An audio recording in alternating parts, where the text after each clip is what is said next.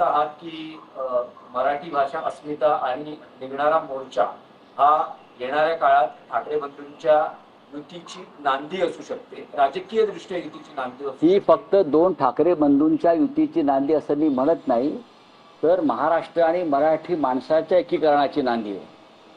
हे तुम्ही समजून घ्या की मराठी संघटन, मराठी माणसाचं संघटन जे बाळासाहेब ठाकरेंनी उभं केलं या महाराष्ट्रात, बरं का, जगातला मराठी माणूस शिवसेना प्रमुख बाळासाहेब ठाकरे यांनी एक केला आणि त्याला तडे देण्याचं काम नरेंद्र मोदी, अमित शहा वगैरे, फडणवीस वगैरे लोकांनी केलं.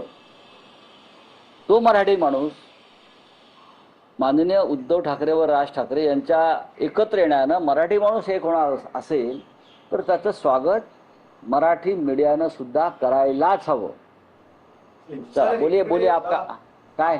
एकीकडे शासन निर्णयाची आज होळी केली जाते, तर दुसरीकडे भाजप देखील महाविकास आघाडीच्या काळात जो शासन निर्णय होता त्याची होळी करणार आहे. असा कोणता शासन निर्णय असतो की त्यांनी मला पाठवून द्यावा. आम्ही देवेंद्र फडणवीस यांनी जो शासन निर्णय काढलेला आहे त्याची होळी करतोय, बरोबर आहे. आणि गेल्या 3-4 वर्षामध्ये हे झोपले होते का? मग नवीन आदेश का काढला? जर पहिला आदेश जर होता या संदर्भात, मग नवीन आदेश काढण्याची गरज नाही. मूर्ख आहेत का? यांच्या डोक्यावर परिणाम झालाय का? काय झालंय यांच्या डोक्यामध्ये? काय नासकी बटाटे भरलेले आहेत काय सरकारच्या? काय बोलतायत ते? त्यांना कळतंय का ते काय बोलतायत ते?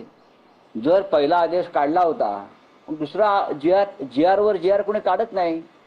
मी काय शासनात कधी नव्हतो, पण मला शासन कसं चालतंय माहिती आहे.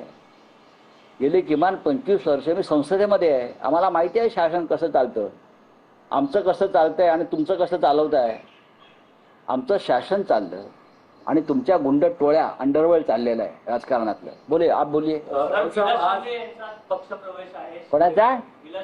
त्यांचं ते बघतील ना, तर तुम्हाला काय पडले? कोण विलास शिंदे? मला माहित नाहीत ते. हिंदी भाषा सक्ती के खिलाफ आज मुंबई में, महाराष्ट्र में पूरे आंदोलन की शुरुआत हो रही है. शिवसेना पक्ष प्रमुख उद्धव ठाकरे ने उस आंदोलन में शामिल हो रहे हैं. किस तरह से आंदोलन होगा और मोर्चा की भी घोषणा हो चुकी है.